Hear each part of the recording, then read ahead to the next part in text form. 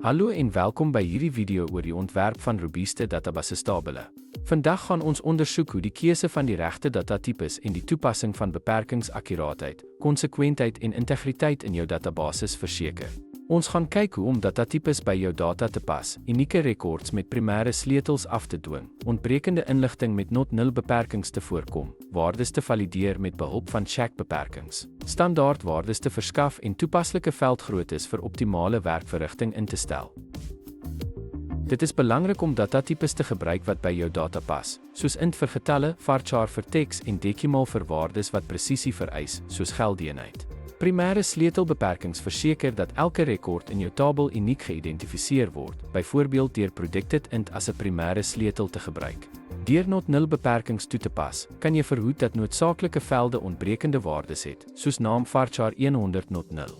Check-beperkings valideer dat waardes in 'n veld aan spesifieke voorwaardes voldoen, soos om te verseker dat 'n prys altyd groter as 0 is met check, prys groter as 0.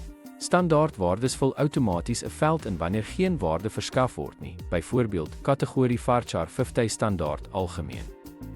Deur die regte veldgroottes te kies, vermy jy onnodig groot velde, wat help om stoorplek te bespaar en databasesprestasie te verbeter. Korrekte datatipekese en die gebruik van beperkings help om data-akkuraatheid te handhaaf en besigheidsreëls binne jou databases af te dwing, wat betroubare en doeltreffende databestuur ondersteun. Dankie vir die kyk.